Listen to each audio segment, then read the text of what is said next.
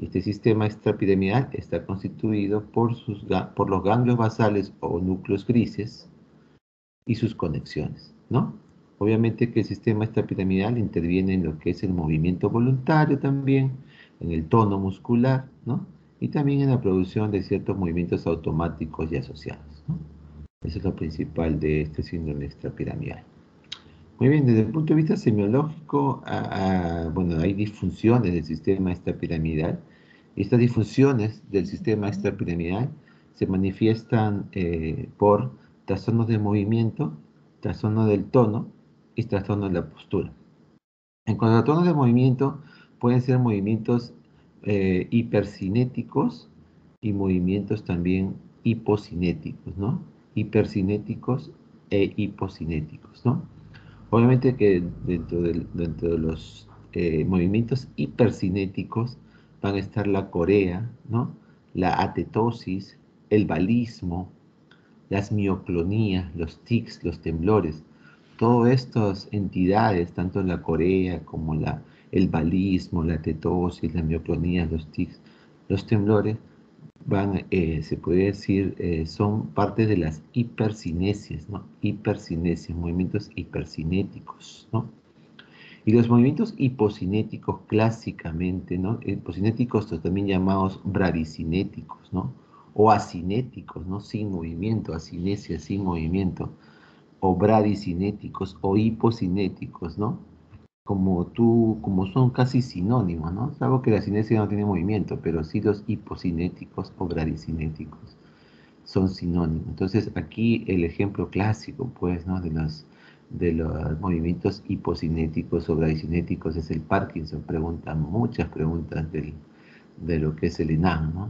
Que tiene que ver con el Parkinson. Hay también movimientos automáticos y asociados, por ejemplo, pérdida de la mímica emocional, ¿no? En la cual también se ve en el Parkinson, ¿no? Hay una amimia o el rostro sin mímica, ¿no? Es un rostro inexpresivo, ¿no? Sin mímica, muy inexpresivo. Y hay desaparición de movimientos asociados, por ejemplo, cuando uno camina, pues hay un balanceo, un braceo, ¿no? Un balanceo normal de los brazos, ¿no? Al caminar, tú caminas, tú marchas, caminas, y hay un balanceo de los brazos. Pero en el Parkinson, mejor dicho, hay esa desaparición de los movimientos asociados, porque se pierde ese balanceo de los brazos al caminar, por la rigidez que tiene, ¿no? Tienen una eh, enorme rigidez el Parkinson. Entonces el Parkinson es sinónimo, ¿no? De rigidez, ¿no? La pregunta de Lenan que viene sobre el Parkinson es, por ejemplo, ¿no? ¿Cuál es la característica más discapacitante, ¿no? Más discapacitante del Parkinson, ¿no? Que más discapacita en el Parkinson, que más causa discapacidad en el Parkinson. La respuesta obviamente es la rigidez, ¿no? Bueno, el día que vean un Parkinson, bueno, si hay algún vecino, un familiar que sufra de Parkinson, van a ver esa rigidez que tiene, es como decir, ¿no? Bueno, entre comillas, ¿no? Que está duro, ¿no? Decimos, está duro ese paciente, ¿no? Ese paciente, ¿no? Así, duro, ¿no? O sea, está realmente, eso es, bueno, en criollo, entre comillas, ¿no? Pero en realidad se llama rigidez, ¿no? Es un tipo de hipertonía, porque hay una hipertonía de tipo espástico que tiene que ver con su gran seminario que van a tener, o no sé si han tenido, de SB, enfermedades cerebrovasculares, ¿no? Que van a ver, se podría decir, el tono va a estar aumentado, pero va a ser espástico, ¿no? Mientras que la diferencia de otro tipo de hipertonía, ¿no? Que es la rigidez, ¿no? Espasticidad y rigidez, ¿no? Diferentes tipos de hipertonía. La rigidez es característica del Parkinson y es pregunta del enano. ¿Cómo no vas a poder responder una pregunta así del enano?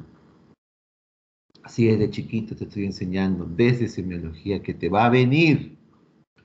Te estoy enseñando que te va a venir. Y obviamente en medicina interna van a consolidar estos conceptos y obviamente definitivamente van a acordarse más, porque van a consolidar lo que es también la parte de la semiología. Es un complemento y una extensión de todos los conocimientos de la semiología, ¿no? lo van a, se puede decir, fijar más, y aparte que van a examinar qué es su razón de ser durante estos años, ¿no?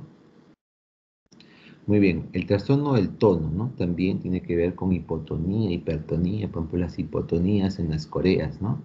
Hay hipotonías, ¿no? Los trastornos del tono, el tono muscular, hay hipotonía, ¿no? Una cierta flacidez. Mientras que la hipertonía clásica, ¿no? Del Parkinson, como enfermedad también representativa, ¿no? Del síndrome extrapiramidal. Doctor, usted me dijo que hay enfermedades ejemplos o clásicas, ¿no? En cada teoría que usted hace. Claro. Por ejemplo, te dije que en las síndromes piramidales, ¿no? Piramidales, ¿no? De la vía, de la primera neurona motora, de la vía piramidal córtico-espinal. Doctor, ahí era, por ejemplo, un ejemplo clásico, eran las SBs, ¿no? Que mis seminarios se van a terminar de consolidar esos conceptos de la enfermedad cerebrovascular, porque los alumnos que lo hacen esos seminarios normalmente lo hacen muy bien y son muy buenos los alumnos de la vida real, entonces lo hacen perfecto, que van a consolidar ¿no? En la clase que tuvimos de síndromes piramidales, ¿no? De piramidalismo, de la vía piramidal, en donde que predomina la hipertonía espástica, ¿no? También en la segunda neurona motora había un ejemplo clásico también, aparte de la poliomielitis, era lo que es el síndrome de Guillain-Barré, también muy preguntada en en los exámenes de residencia, Guillain-Barré, ¿no? Una polirradiculopatía, ¿no? Desmielizante aguda que agarra las raíces nerviosas, ¿no? El nervio periférico. Y por eso que es segunda neurona motora, ¿no? Segunda neurona motora. O sea, una paresia o paraparesia o cuadriparesia flácida, flácida, hipotónica, reflexiva. En el síndrome extrapiramidal son dos ejemplos. Un ejemplo de hipercinesia como las coreas, ¿no? Las coreas. Y otro ejemplo de hipertonía, ¿no? De hipertonía y de hipocinesia, ¿no? Hipocinesia y de hipertonía como el Parkinson, ¿no? Que es pregunta del ENAM muchísimas veces, muchísimas veces. Muy bien. Y los trastornos de la postura, que son las distonías, que son contracciones musculares muy severas, que te provocan un trastorno de la postura, ¿no? Obviamente que al tener estas contracciones, ¿no? La postura cambia, ¿no? ¿no? Como decir, cambia la postura. Vamos a verlo eso en siguientes imágenes. Muy bien. Entonces,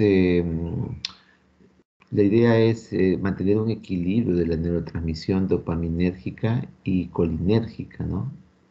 Normalmente es la idea, ¿no?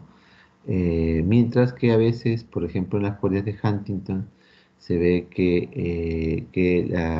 se puede decir, la dopamina puede estar también aumentada, ¿no? Y produce un equilibrio, ¿no? Desequilibrio, mejor dicho, ¿no? Por ejemplo, ¿no? Un ejemplo en la enfermedad de Huntington. Muy bien, el concepto de síndrome extrapiramidal se caracteriza sobre todo, este ejemplo es del Parkinson, ¿no? Del Parkinson te hablo, no de todos, sino del Parkinson. Este ejemplo extrapiramidal del Parkinson es que tiene 4 signos cardinales, ¿no? Que es el temblor en reposo, ¿no? Se ha visto un paciente, ¿no? Parkinsoniano, el toque, cuando lo vea, pues no se van a olvidar nunca más en su vida, ¿no? Temblor del Parkinson, lo que se ve bien difícil se olvida, más aún si te marca, eso es lo que ves, ¿no? Obviamente como es tan, se puede decir, tan diferente a lo, ¿no? A lo que ves normalmente, entonces marca en tu cerebro pues un antes y un después. El Parkinson, obviamente, vas a ver el temblor en reposo, la bradicinesia o la hipocinesia, ¿no? Movimientos lentos, pasos cortitos. Cuando tú lo ves, Dios mío, no te puedes olvidar. He visto varios pacientes, pero uno en particular que era un señor bien animoso, él, ¿no? Tomaba su pastillita rígidamente para combatir esta rigidez total de su cuerpo, ¿no? Para tratar de esta hipertonía tipo rigidez, pues se vaya un poco de su cuerpo, aunque tenía una carita amímica, ¿no? No parecía tener mímica en el rostro, era muy inexpresivo en su rostro, tenía una cara lustrosa propia del Parkinson y una estabilidad postural porque era bien encorvado, ¿no? Como, ¿no? Una curvatura mayor del Parkinson en su cuerpo, ¿no? Más una curvatura dorsal, como que el dorso, ¿no? Tuviera, ¿no? Un problema del dorso, ¿no? Porque es como encorvado, vamos a decirlo así, y con un tendón en reposo. Muy bien. Entonces aquí, doctor, quiero que me haga un recuerdo anatómico, más o menos, para situarme, ¿no? Ya me olvidé la anatomía y la fisiología, un recuerdito, pues no estaría mal, de que, ok, ¿no? El sistema extrapiramidal está formado, pues como les dije, ¿no? De aquí va a ser el síndrome extrapiramidal, va a extraer, ¿no? Todo lo que es las lesiones de este sistema. Está formado por los núcleos grises, o también llamados ganglios basales, ¿no? Obviamente sus circuitos, ¿no? Muy bien. Es el más antiguo que el sistema córtico espinal, obviamente. Y los núcleos grises, ¿no? O los ganglios basales, pues tienen que ver incluyen el caudado, ¿no? El caudado, el putamen, el globus pallidus, ¿no? Está, globos pálidos, el putamen, ¿no? En este triangulito celestito, globos pálidos, el putamen, ¿no? Putamen. Todos son subcorticales, ¿no? Subcorticales, o sea, debajo de la corteza, ¿no? Debajo de la corteza, pues se llama subcorticales también, ¿no? El globo pálido, el putamen, el núcleo caudado, ¿no? Núcleo caudado aquí, este celestito también, ¿no? Y también el núcleo subtalámico, y acá la sustancia negra, ¿no? La sustancia negra, ¿no? O locus niger, ¿no? Sustancia negra, ¿no? Del tronco cerebral, ¿no? Del mesencéfalo específicamente. Muy bien, ¿no? Más o menos el recuerdo. Aquí también, doctor, es otro recuerdo, ¿no? En la cual se encuentra todo, ¿no? Subcortical, debajo de la corteza. Aquí se encuentra el núcleo caudado, ¿no? Un núcleo caudado. También acá lo vamos a ver globos pálidos, ¿no? Globos pálidos. El núcleo subtalámico, la sustancia negra. Núcleo subtalámico, sustancia negra. Muy bien. Perdón, en este diapositiva, pues lo que quiero decirte sobre otra pregunta grande de ENAD, y obviamente podría, ¿no? Podría preguntarse también en cualquier pregunta de neurología, ¿no? Ya sea en este capítulo o en el de medicina interna, que tiene que ver con el Parkinson, ¿no? Y la disminución de la dopamina. Obviamente la dopamina se produce en la sustancia negra, ¿no? En la sustancia negra. Y obviamente que en el Parkinson, pues, se ve que hay una disminución de la dopamina. Esa es la pregunta ¿no? del ENAM, ¿no? En la cual, ¿qué neurotransmisor, pues, está disminuido, ¿no? En la enfermedad del Parkinson, ¿no? ¿Qué neurotransmisor está disminuido en el Parkinson? Obviamente la respuesta correcta es la disminución de la dopamina, ¿no? Dopamina, ¿no? Porque eso se produce en la sustancia negra. Obviamente el Parkinson se ve que hay una deficiencia, ¿no? de la producción de dopamina en la sustancia negra. En los estudios anatómicos se ve un, ¿no? decoloramiento, vamos a decirlo así, de la sustancia negra, ¿no? En el Parkinson. Muy bien. Hay los movimientos tipos anormales, ¿no? Los trastornos de movimiento que hemos visto, ¿no? Que son las hipocinesias y las hipercinesias, los trastornos del tono, como hemos visto también, las hipertonías y las hipotonías, y los trastornos de la postura, como las distonías, ¿no? Muy bien, entre las hipocinesia o bradicinesia, pues obviamente tengo que hablarte de la que se observa, ¿no? En la bradicinesia, una pobre, ¿no? Y, ¿no? Pobreza y lentitud, ¿no? Una pobreza y lentitud de los movimientos, ¿no? O sea, el movimiento lento, ¿no? Pasitos cortitos, la marcha parkinsoniana, por ejemplo, en la marcha parkinsoniana o festinante, ¿no? Pasitos cortitos, cortitos, chiquititos, cortitos, pasitos chiquititos, pasitos chiquitos, ¿no? Por la pobreza y ¿no? La bradicinesia, pobreza en sus movimientos, lentitud en el movimiento, muy lento, el movimiento muy lento.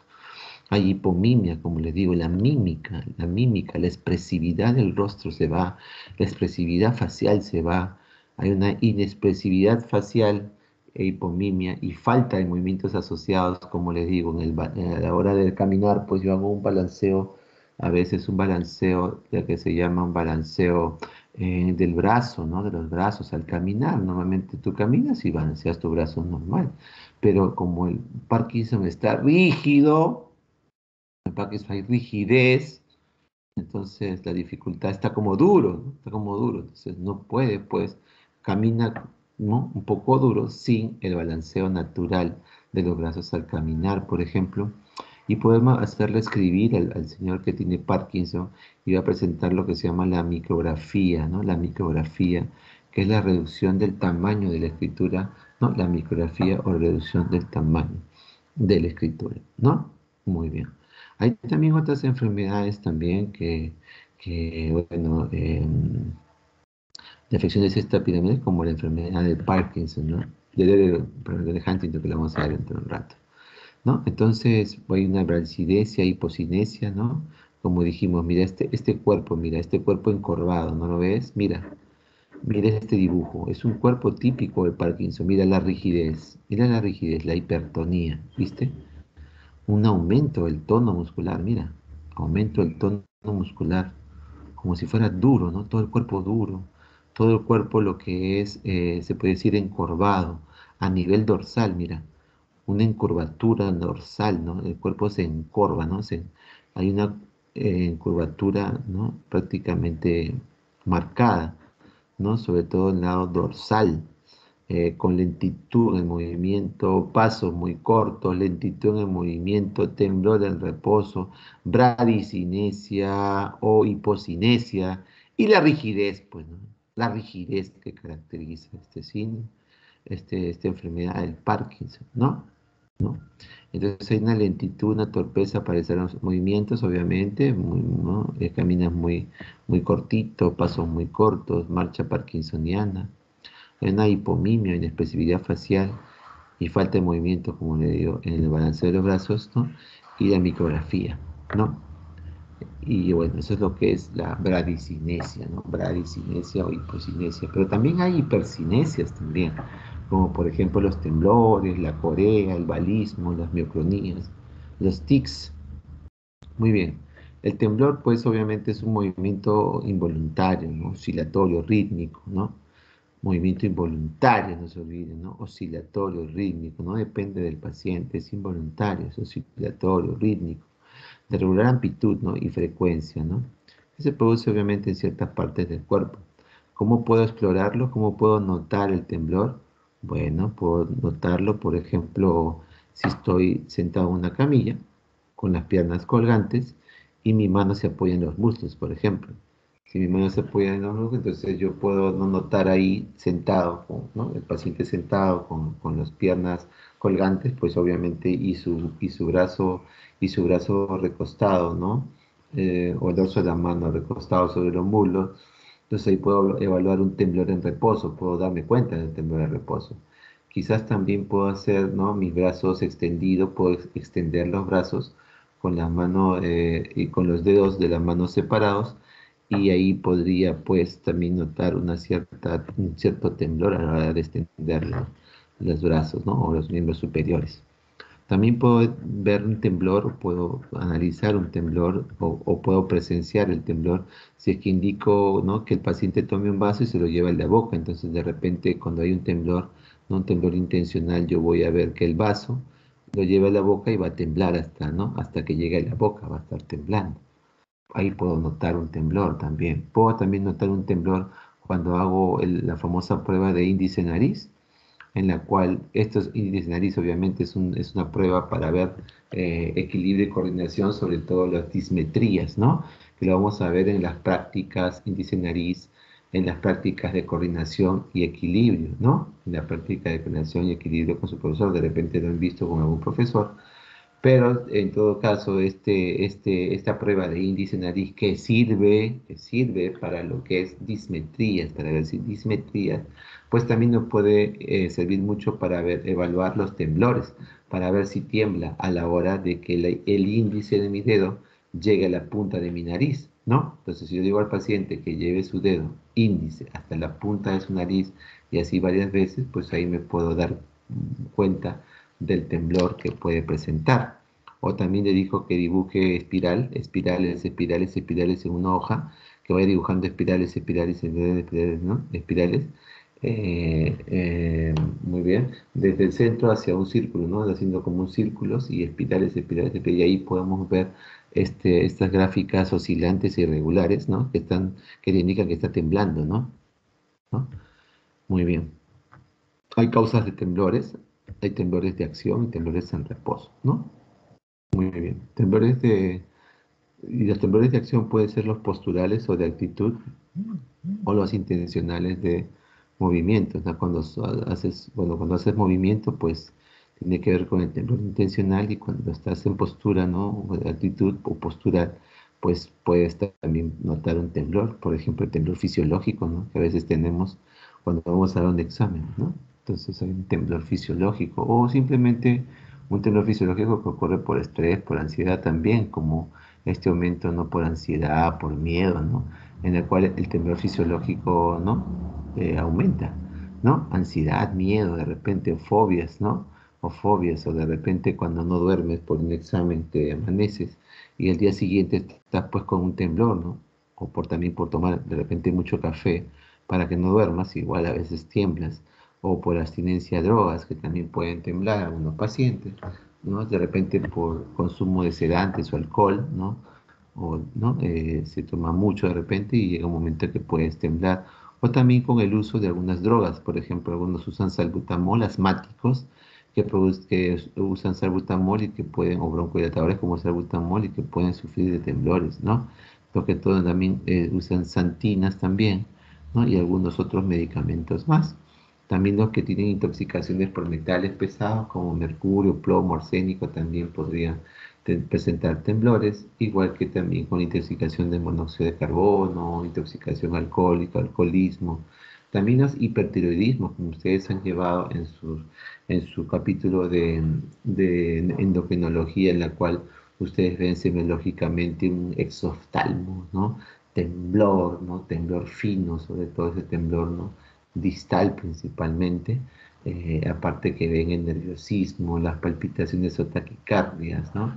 Y el exoftalmo y el bocio, ¿no? Que ustedes pueden apreciar en la semiología del hipertiroidismo como ustedes han llevado.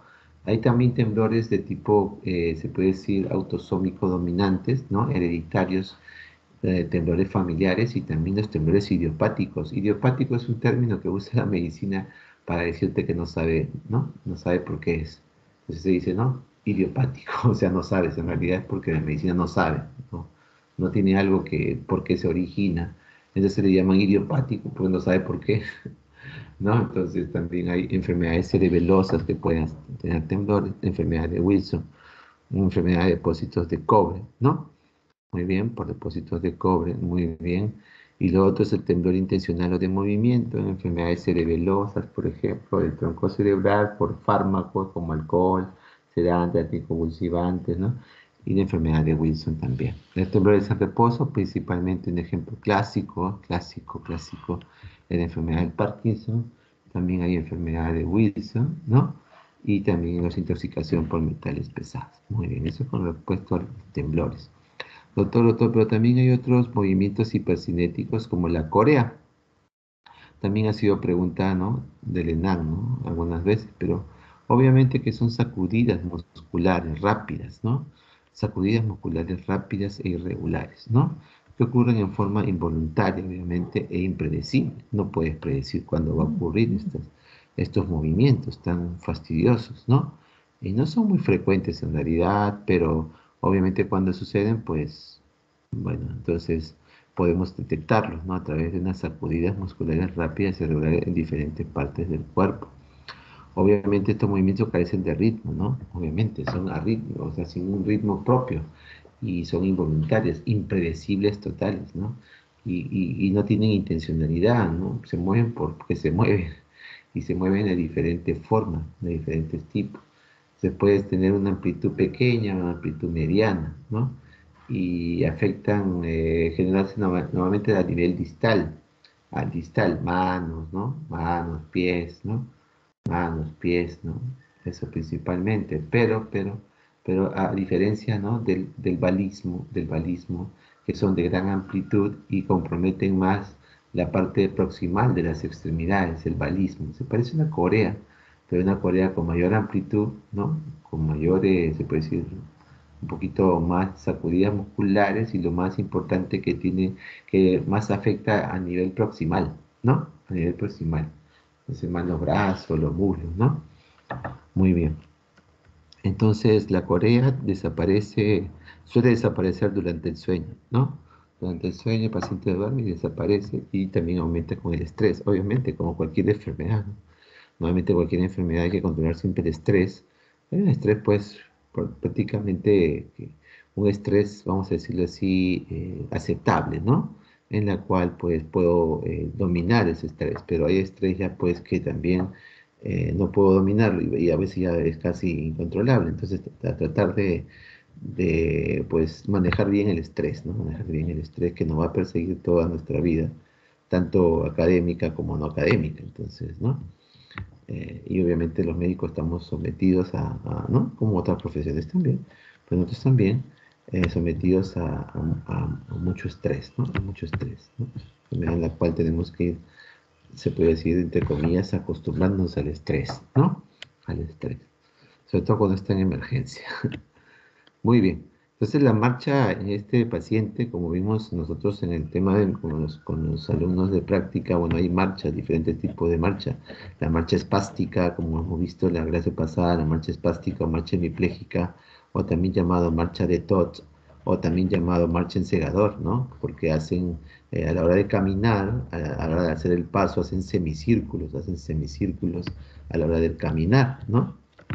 Entonces, igual, ¿no? En las marchas también hay marchas de Parkinson, marchas en debilidad, ¿no? Cuando el paciente está postrado mucho tiempo, hay las marchas atáxicas, la marcha en Stepach o de los nervios periféricos, hay las marchas de tipo marcha de pato o marcha de lo que es de distrofias musculares, ¿no?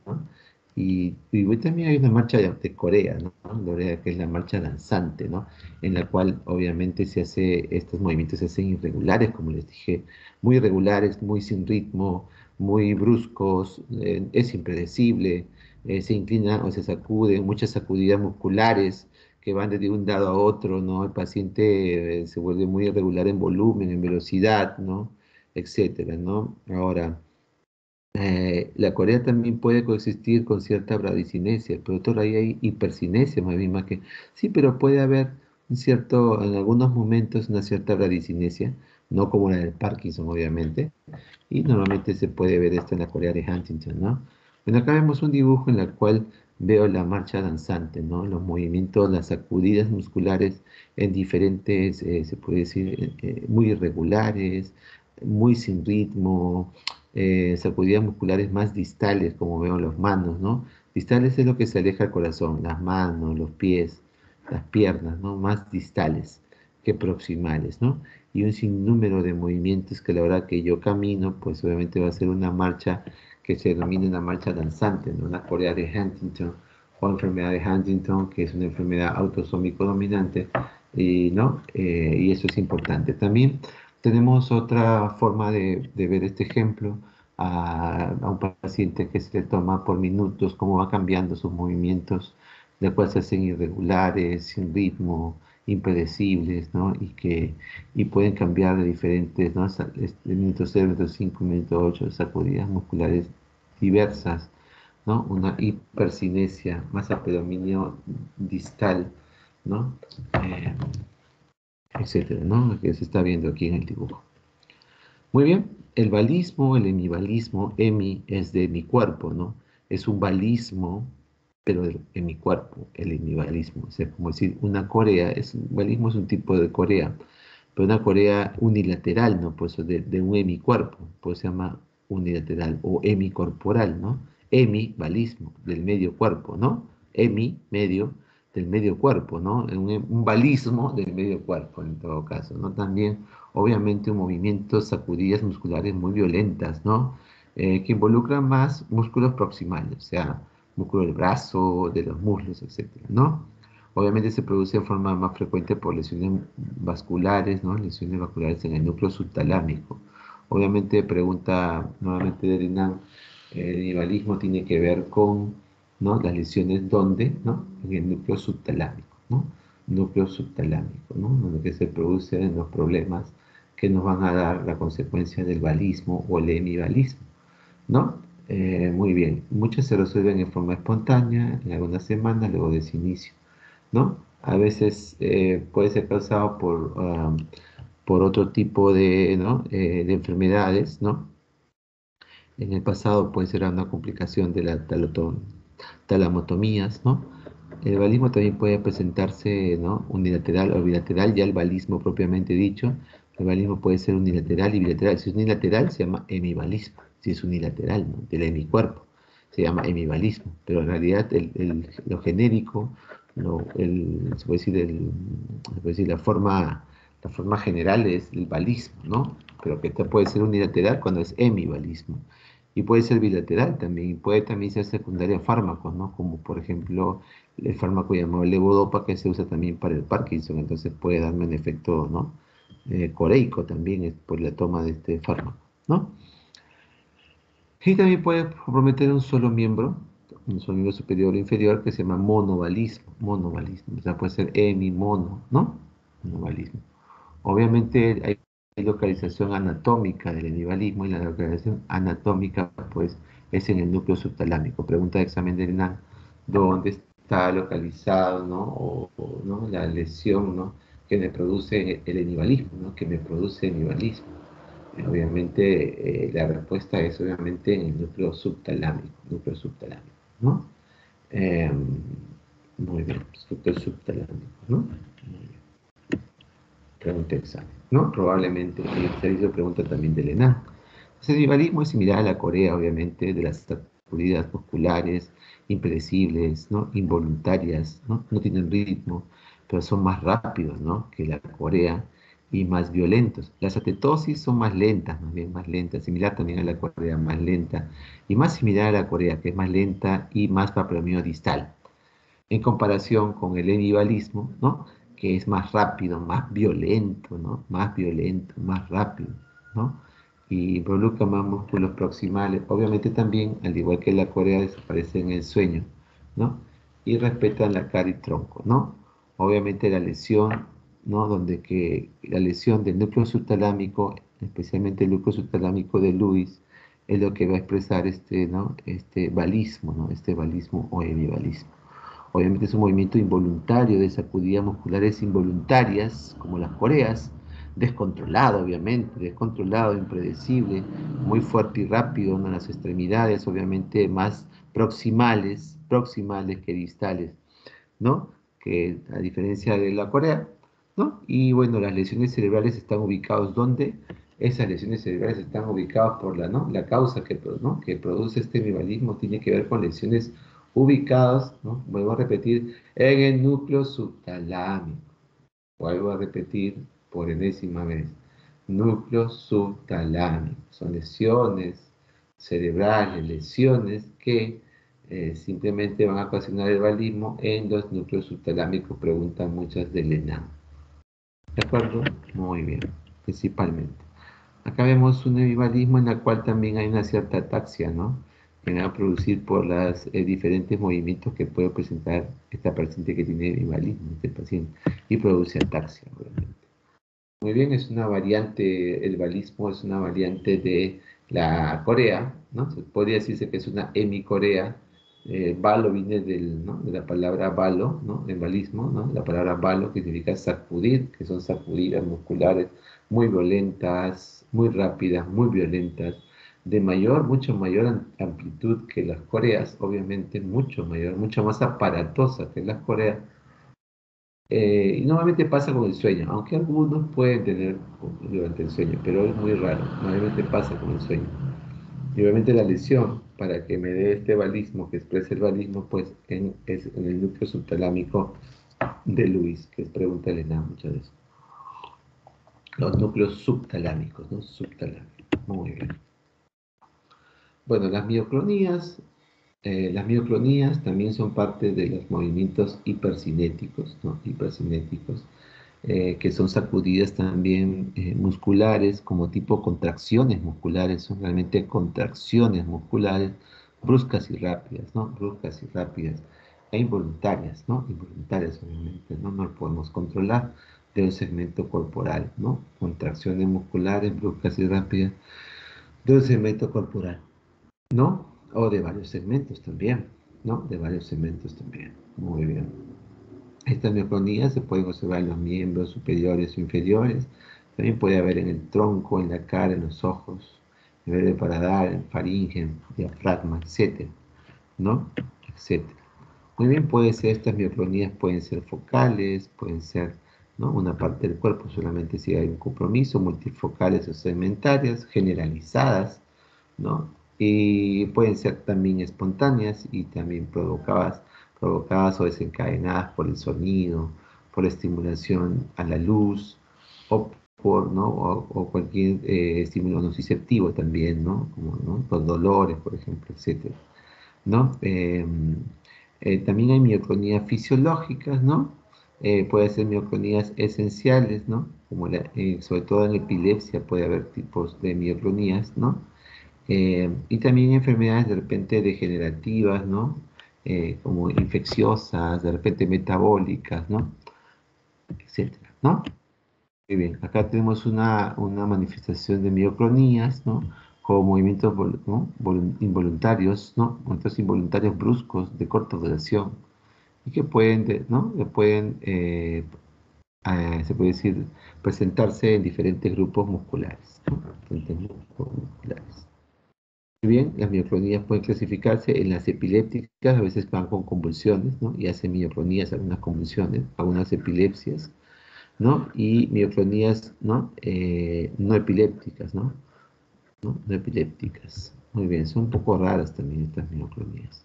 Una tipo de mioclonías son las que a veces nosotros hacemos, provocamos, ¿no? Estas mioclonías, nosotros las provocamos, pues son mioclonías negativas porque las provocamos, ¿no? Y realmente es la introducción brusca y espontánea del tono postural, por ejemplo. Esto se provoca o lo provoca en pacientes que tienen cirrosis hepática, ¿no? Cirrosis hepáticas, o también las enfermedades renales, ¿no? Hay insuficiencias renales crónicas, por ejemplo, un diabético que tiene ya un tiempo de diabetes de repente prudencial, 15, 20 años, de repente maltratado, ¿no? Con una glicosilación de sus órganos, pues, de manera crónica y ya que ha generado de repente muchas complicaciones crónicas de la diabetes. Y obviamente estos pacientes hacen insuficiencia renal crónica ya avanzada, ¿no? Y los menos cirróticos descompensados, o también insuficiencias renales crónicas descompensadas también y agravadas, de repente en estadio 5 como estadios ya avanzados de insuficiencia renal, pues van a presentar este tipo de mioclonías, ¿no? Ya sea porque el paciente cirrótico descompensado tiene encefalopatía hepática, o también ya insuficiencia renal crónica, ¿no? Avanzada o terminal, que está en el estadio 5, por ejemplo, de las insuficiencias renales crónicas, pues hacen un síndrome urémico y a la hora que tú le examinas al paciente puedes provocar una asterixis, ¿no? O también llamado flapping, ¿no? Flapping. ¿Por qué se llama flapping? Porque se parece a un movimiento similar al aleteo de las aves, ¿no? Flapping, ¿no? Aleteo de una ave. ¿Cómo lo provocas? En este gráfico se ve que yo llevo esta mano, por ejemplo, la puedo llevar, la mano del pie, pero más usamos la mano, lo llevamos hacia atrás, por ejemplo, lo flexionamos tanto, tanto, tanto que lo llevamos hacia atrás. Y esa llevada hacia atrás de la mano va a producir sacudidas musculares en la cual va a retornar a su posición inicial, pero sacudiendo muscularmente a la hora de estimularlo.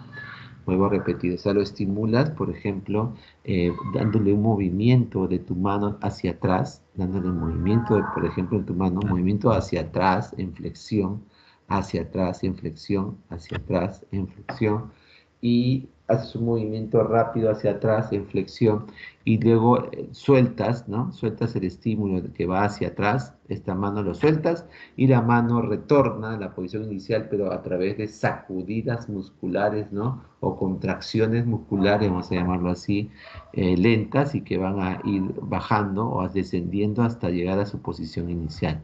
Y ahí ves las sacudidas musculares o las contracciones musculares generadas, también llamada asterixis o flapping, ¿no? Que es un tipo de mioclonía que tú la vas a realizar, que tú la vas a realizar sobre todo en pacientes con encefalopatía hepática por una cirrosis hepática descompensada o por una insuficiencia renal crónica también descompensada en fase terminal, en fase última, en fase avanzada, ya estadio 5 en realidad del riñón.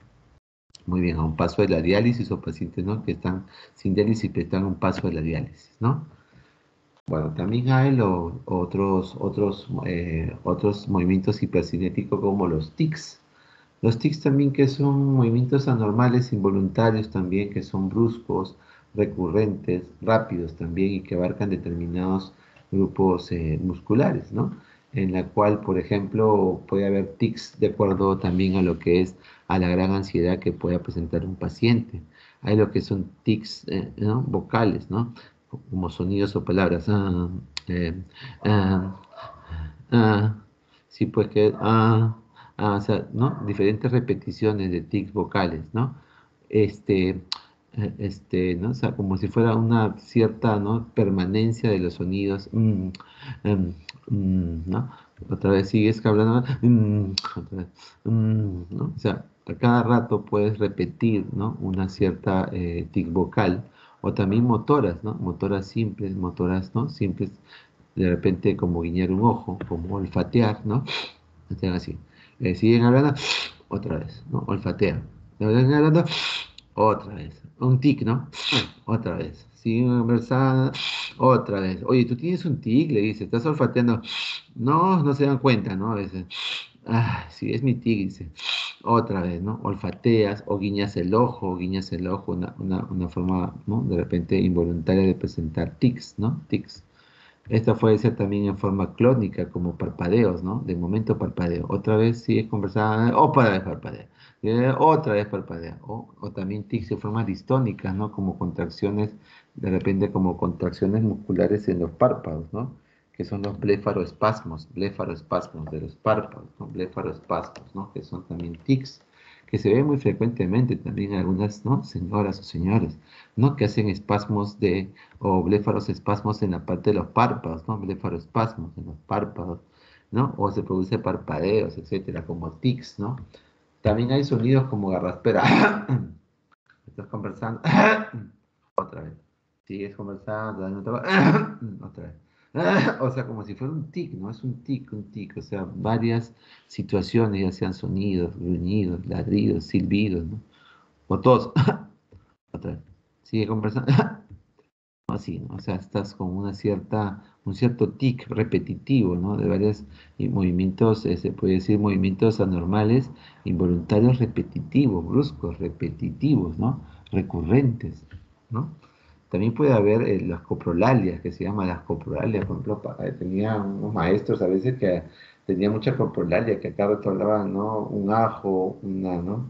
Palabras así un poco subidas de tonos o eses, ¿no? Como por ejemplo ajos, ¿no? ¿no?, y todo eso, pues eran muy coprolálicos, ¿no? Como un tic. Tenían ya ese tic de hablar palabras, ¿no? O sea, o ser coprolálico, ¿no? Vocalizaciones obscenas realmente, o malcriadas, o con lisuras, vamos a decirlo así, ¿no? Hay tics simples transitorios, ¿no? Tics simples crónicos, ¿no? Y tics complejos también, motores complejos, y también vocales, como el síndrome de la Gilles de la Tourette, o síndrome de la Tourette, ¿no? O síndrome de Gilles de la Tourette, ¿no? Gilles de la Tourette. Normalmente en niños se ve este síndrome de Gilles de la Tourette, en la cual son, ¿no?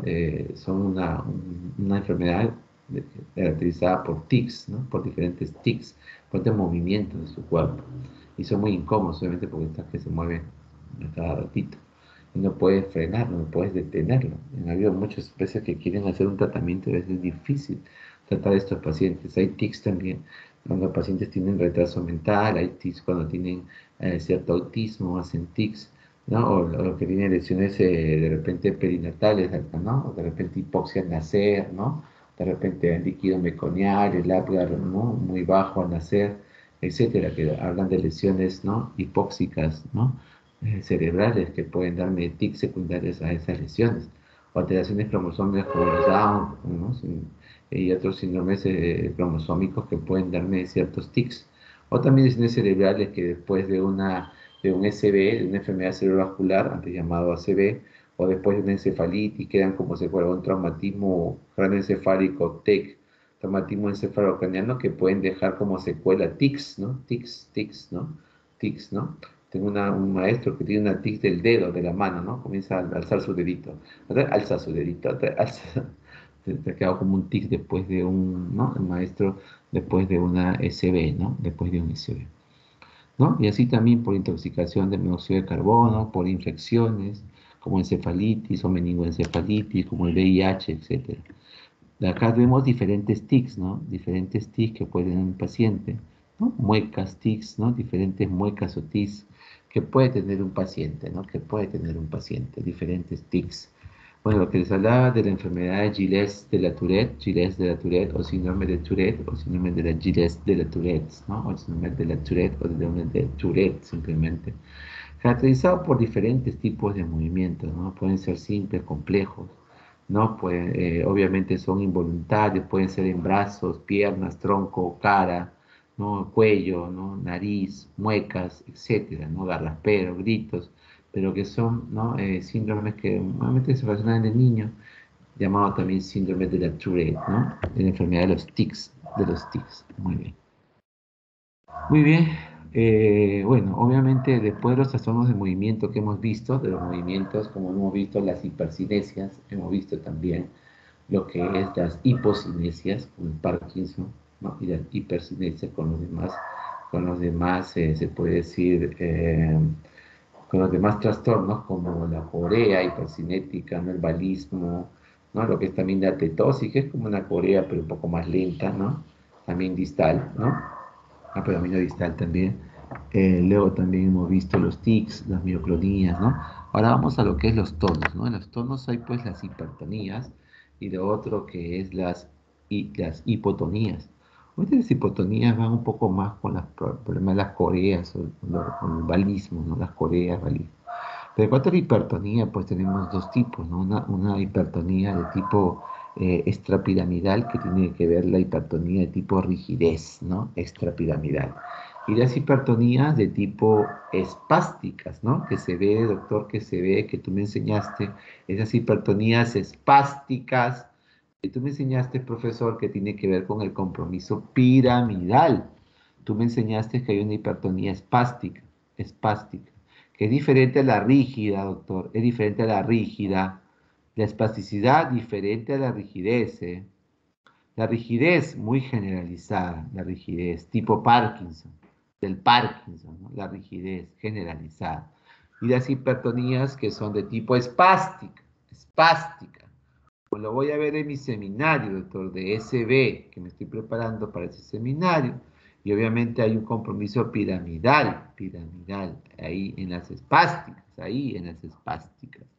Obviamente ahí tiene que ver con el fenómeno o signo de la navaja, ¿no? De la navaja y otro es el signo de la rueda dentada. Como eso de la navaja, doctor, la navaja tiene que ver con ese signo de la hipertonía espástica. Bueno, sabemos que para evaluar el tono muscular, para evaluar el tono muscular en la práctica, nuestro profesor, ¿no? Para evaluar el tono muscular, para evaluar el tono muscular, nuestro profesor me dice que hace maniobras de movilidad pasiva. Doctor, ¿cómo es movilidad pasiva? Que tú lo examinas, que tú lo flexionas y extiendes al miembro. Tú lo flexionas, tú lo extiendes, obviamente, tú lo flexionas, el médico lo hace, el explorador lo hace, el estudiante lo hace porque está explorando. Entonces es la motilidad pasiva porque tú lo haces, el médico lo hace, pasivo, el paciente no, sino tú. Y tú lo mueves en flexión, extensión, lo flexionas, lo extiendes, flexionas, extiendes. y lo vas moviendo a los diferentes miembros superiores y miembros inferiores. Obviamente, al moverlo, hacer la movilidad pasiva, al hacer la movilidad pasiva, que tú lo haces, el médico lo hace, pues obviamente vamos a ver el signo de la navaja en los problemas de síndrome piramidal de espasticidad. ¿Cómo es eso? ¿Alguna vez tú tuviste una navaja? ¿Alguna vez tuviste una navajera suiza que algunos chicos de repente ha sido, algunos familiares le pueden haber regalado esa navajera suiza? No tanto mujeres, ¿no? Pero de todas maneras, algunos de repente mujeres pueden tener alguna navajera suiza. Pero como me dijo un alumno, doctor, para, ¿no? Otro ejemplito puede ser, ¿quién no ha tenido un corta uña? ¿No? ¿Quién no ha tenido un corta uña? ¿No? ¿Quién no ha tenido un corta uña? En el corta uña también hay una navajita, ¿no? Un cuchillito, una navajita, un cuchillito, ¿no? Un cuchillito de la corta uña. Ustedes cuando sacan el cuchillito de la corta uña, sacan ese cuchillito de la corta uña, ¿cómo es al comienzo cuando lo sacan? ¿No es durito? O sea, como tiene, ¿no? A la hora de levantar ese cuchillito de la corta uña, ¿no? Es como que un poco duro, ¿no? A la hora de sacar esa navaja, ¿no? Ese cuchillito de la corta uña.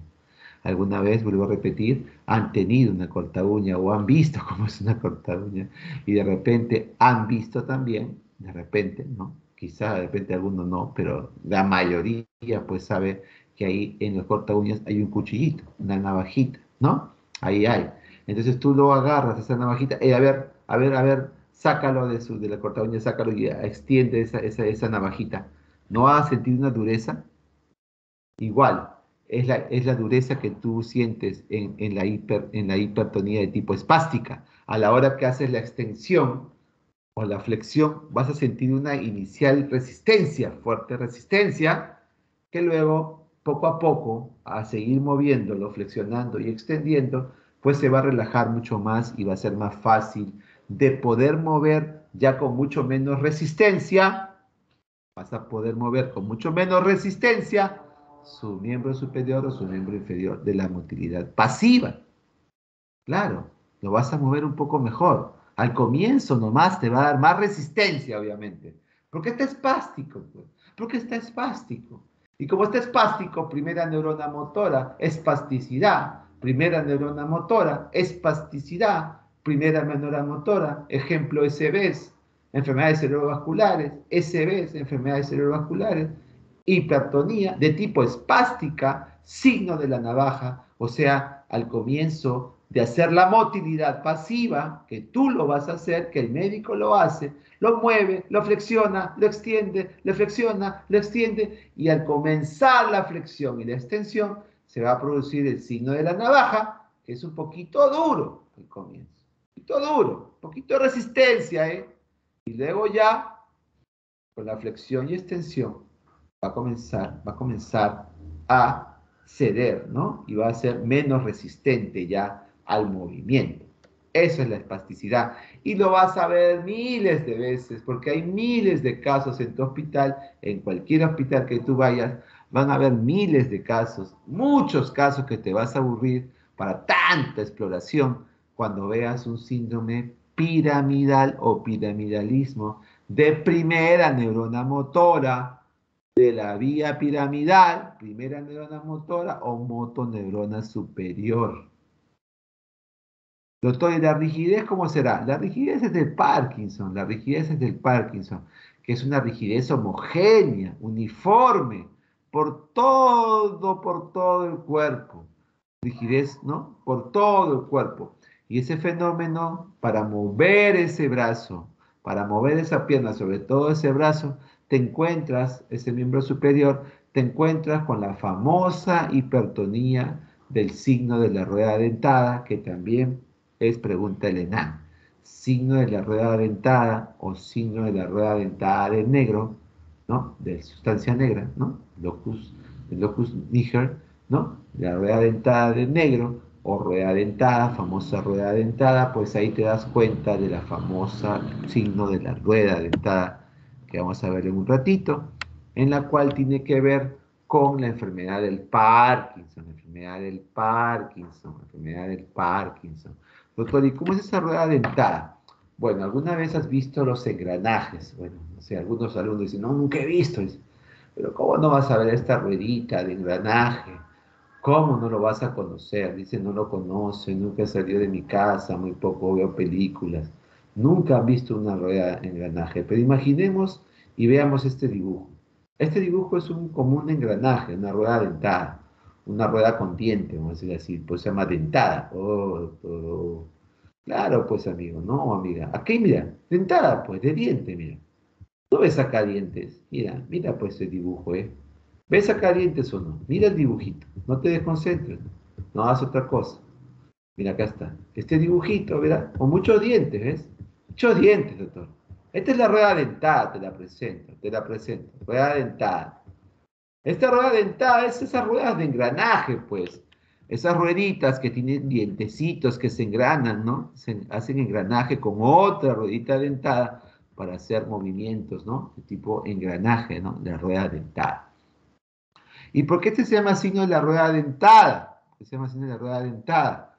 ¿Sabes por qué? Porque cuando tú mueves, por ejemplo, el miembro superior, por ejemplo aquí, doctor, mira, cuando yo trato de mover el miembro superior para arriba, por ejemplo, o para abajo, en este caso este ejemplo está para arriba, doctor, es como si estuviera venciendo cada diente de la rueda, doctor. Como está tan rígido, como está tan rígido, como tiene Parkinson, está tan rígido, está durazo, está duro. Vamos a ponerlo así, groseramente hablando. Está duro.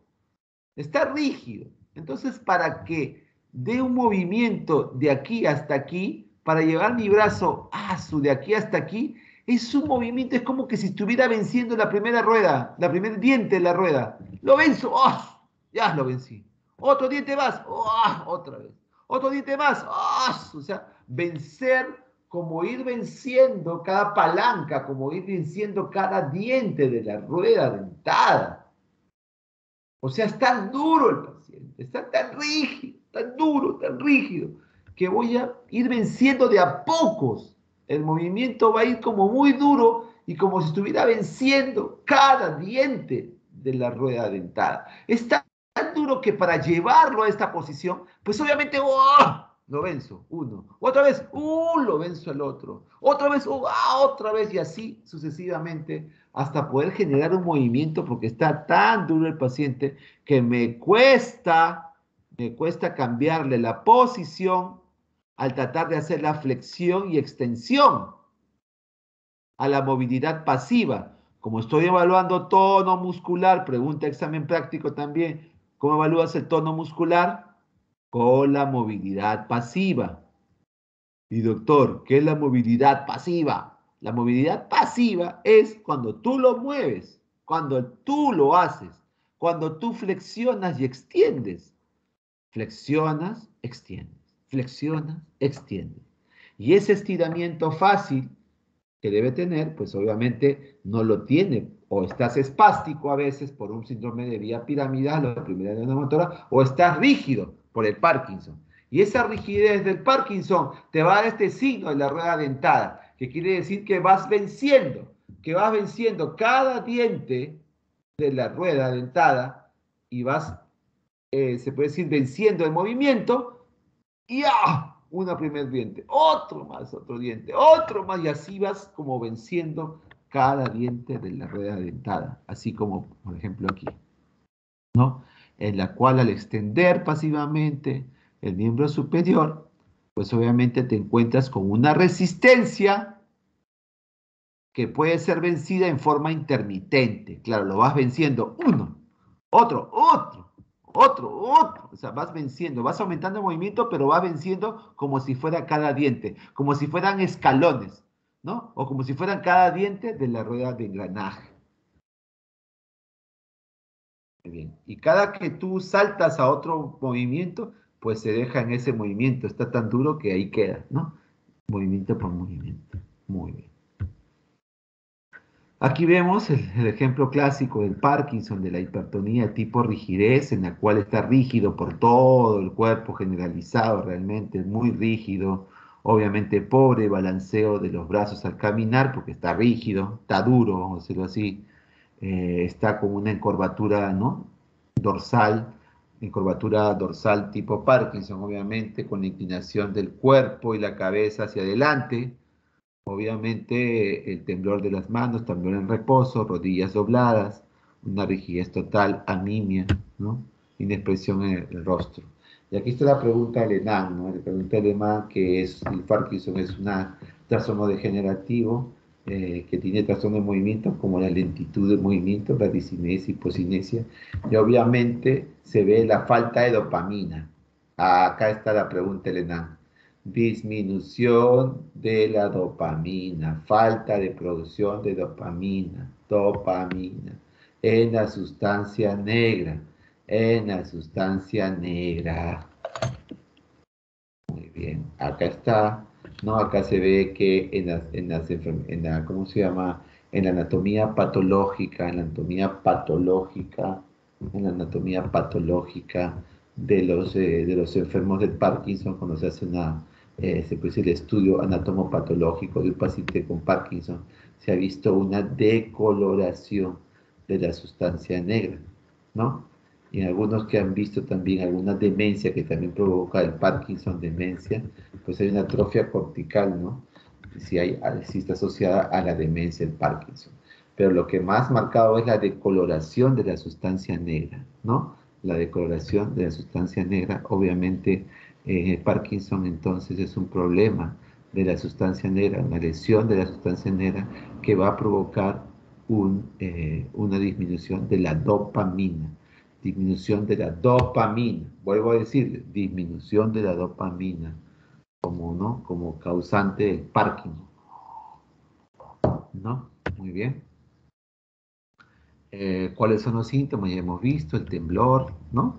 Reposo, la lentitud o bradicinesia, ¿no? Lentitud de los movimientos, bradicinesia y hipocinesia, la rigidez muscular e inestabilidad, ¿no?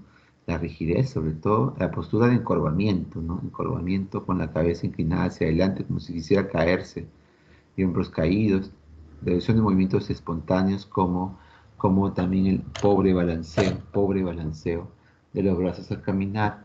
Tenemos trastornos del habla, depresión, trastorno del sueño y la demencia en 10 a 20% de los casos. Doctor, acá también en inglés, ¿no? Obviamente acá vemos la sustancia negra, vuelvo a repetirte, sustancia negra con las células productoras de dopamina, la sustancia negra. Entonces va a haber una lesión de la sustancia negra, obviamente con el decoloramiento, ¿no? Obviamente de la sustancia negra y obviamente la producción muy poquita, muy escasa de dopamina, que va a producir todas estas anormalidades como rigidez, ¿no?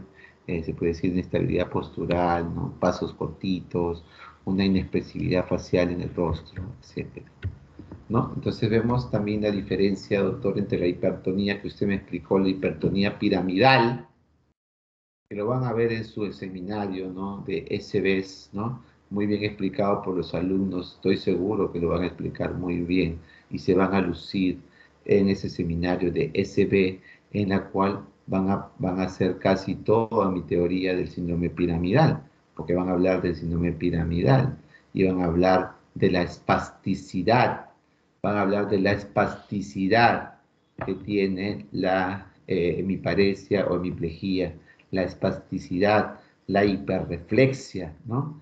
¿Qué más tiene? Y el signo de Babinski.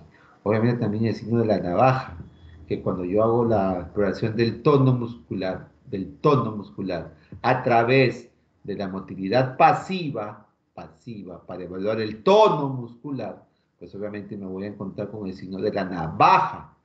Es como cuando tenía una corta uña en la cual quería sacar la navajita y hacía una fuerza, ¿no? Que un poquito duro a la hora de alzar la navajita. Obviamente se exagera con el movimiento activo, ¿no? Espera, te voy a abrir mi puerta, ahorita.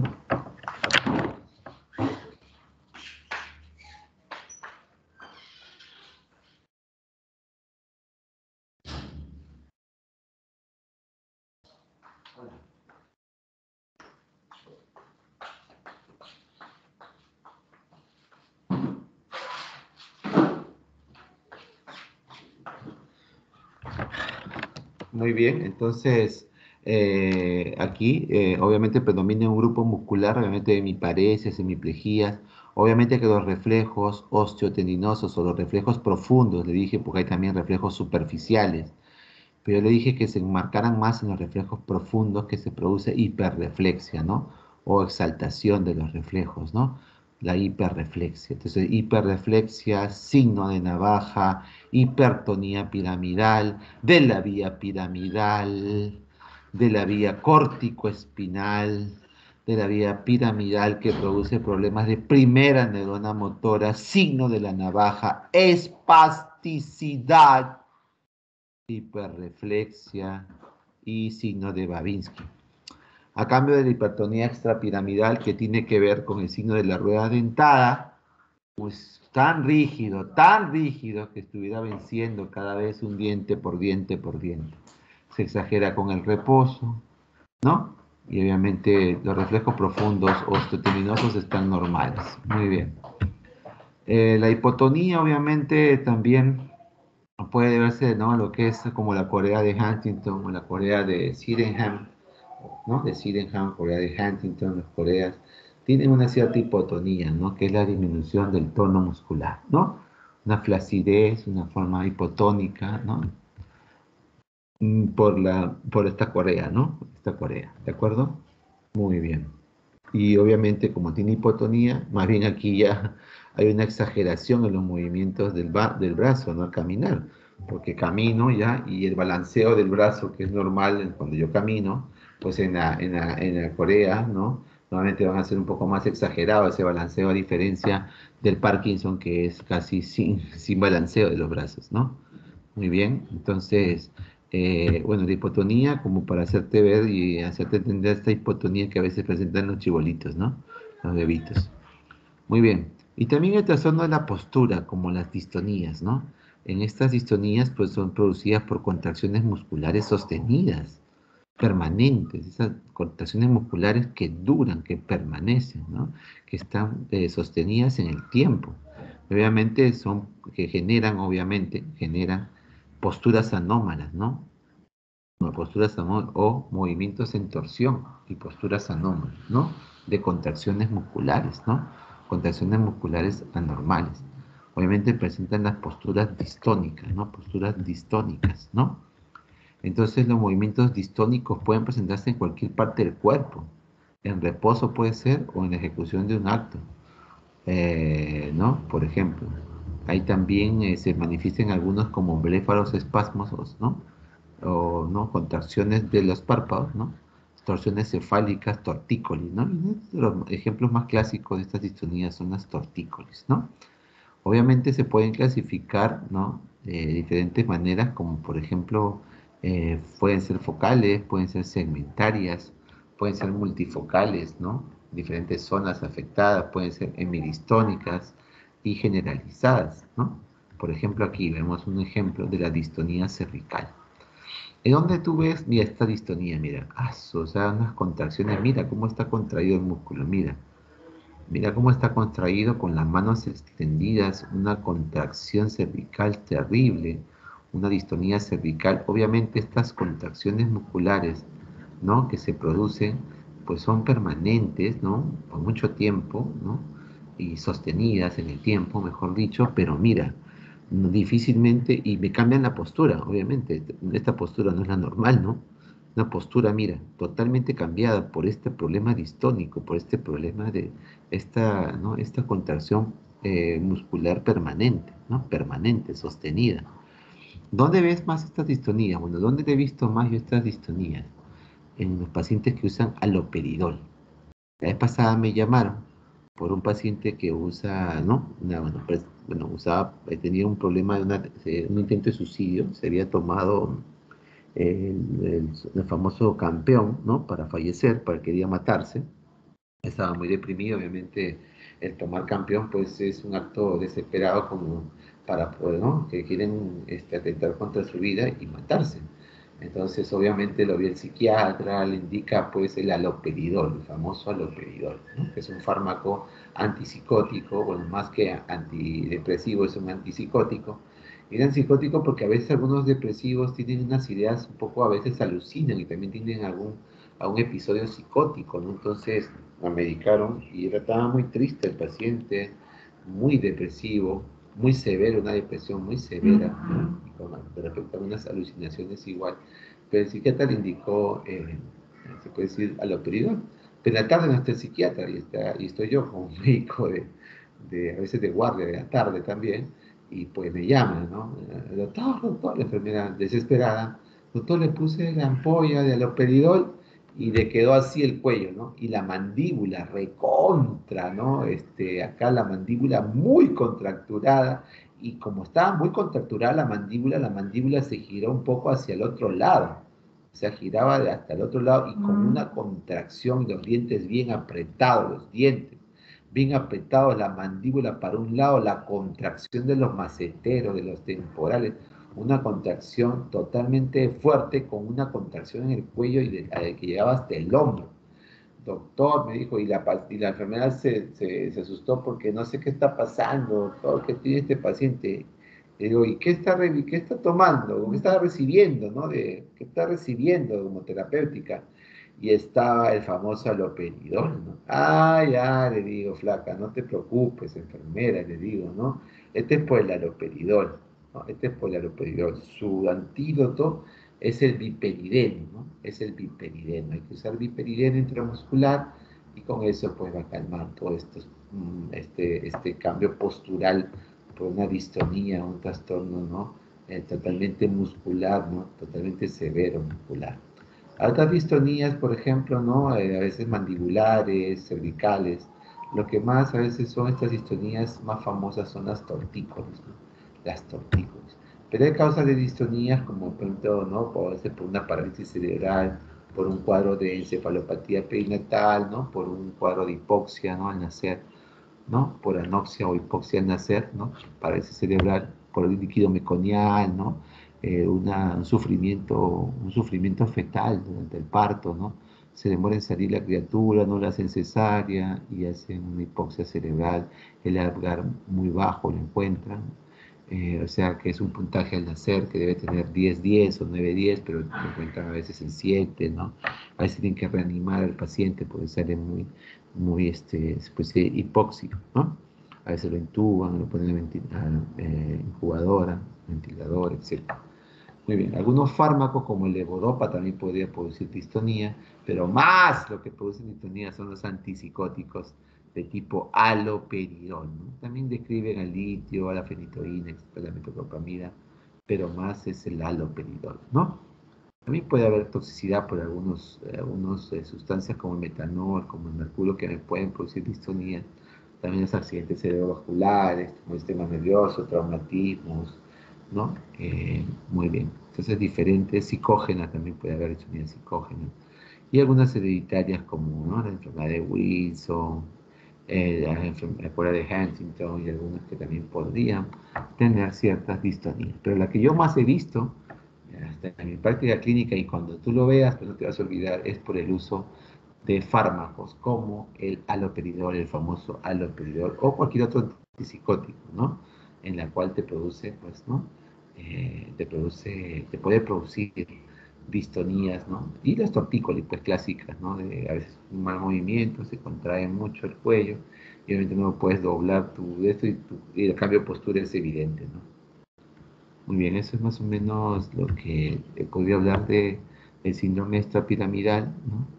Ya le pasé las diapositivas a Noeret.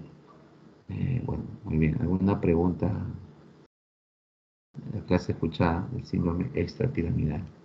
Lo más importante es las preguntas que pueden venir o preguntas del ENAM que siempre preguntan, es en Parkinson, ¿no? En Corea un poco, pero lo que te pregunta más es del balismo, ¿no?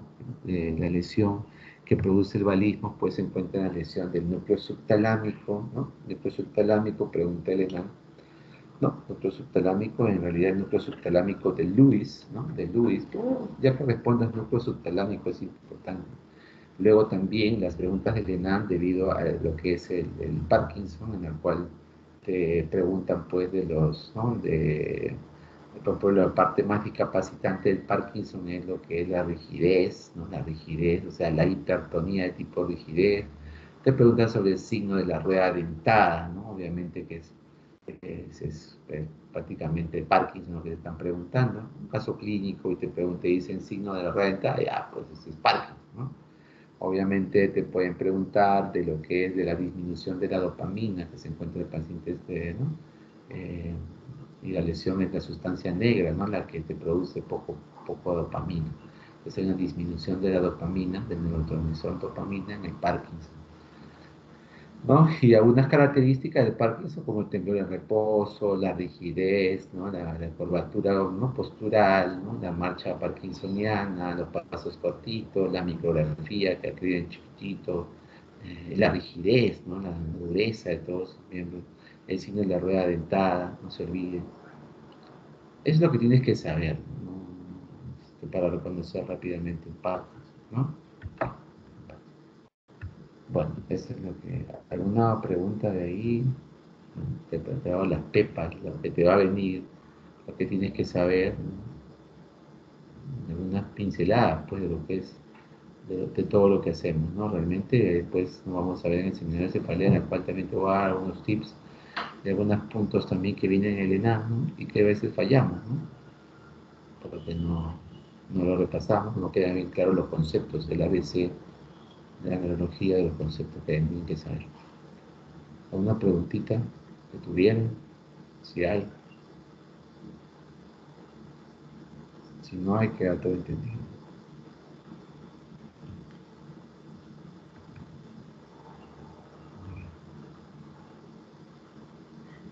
¿Alguna pregunta?